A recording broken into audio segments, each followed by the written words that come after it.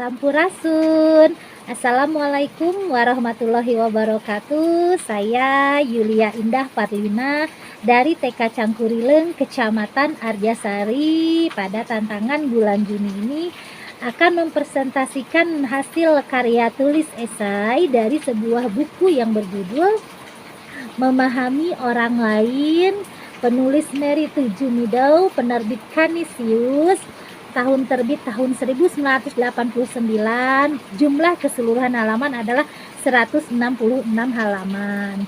Karya tulis ini saya beri judul Meningkatkan Komunikasi dan Hubungan Baik dengan Orang Lain.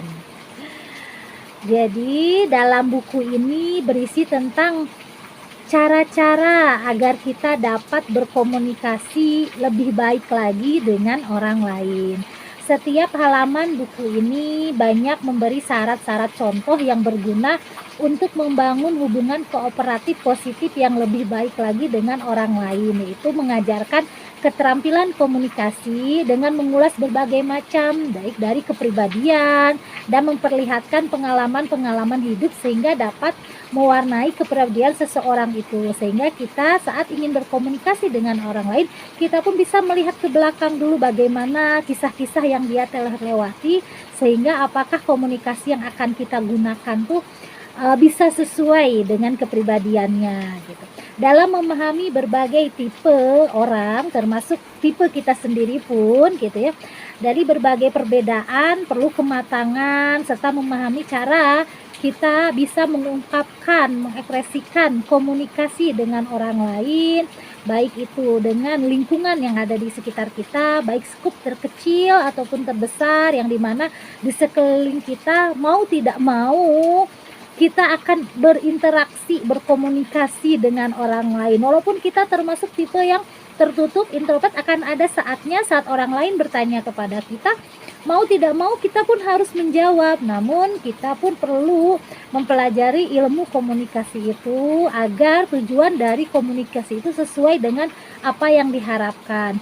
Serta dalam kemampuan ini kita pun ingin belajar mengenal berbagai kepribadian seseorang sehingga kita bisa menempatkan diri dalam berkomunikasi dengan orang lain. Setiap halaman ini penuh sekali dengan tips dan cara-cara kita bisa memahami orang lain agar kita saat ingin menggunakan komunikasi, setelah kita paham orang yang akan kita ajak komunikasi, maka komunikasi itu pun akan berjalan sesuai dengan apa yang kita inginkan dari tujuan komunikasi itu.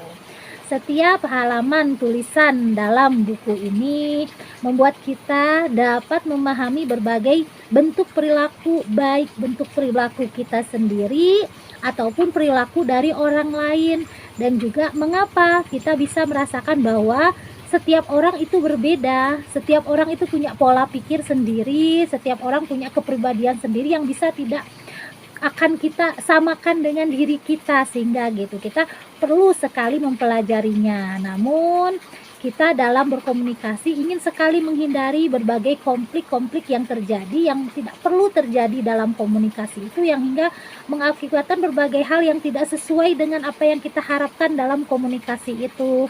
Sehingga dalam meningkatkan komunikasi hubungan dengan orang lain, kita perlu mempelajari berbagai hal, salah satunya memahami karakter orang lain, memahami perasaan orang lain, kondisi orang lain saat itu sedang kita ajak bicara. Kita bisa memahami latar belakang mereka, sehingga dengan kita bisa belajar memahami berbagai hal perbedaan orang yang akan kita ajak komunikasi, berhubungan interaksi, maka hubungan itu akan ke arah positif yang lebih baik lagi. Terima kasih, sampai jumpa lagi ke tantangan bulan berikutnya. Sehat semuanya. Wassalamualaikum warahmatullahi wabarakatuh.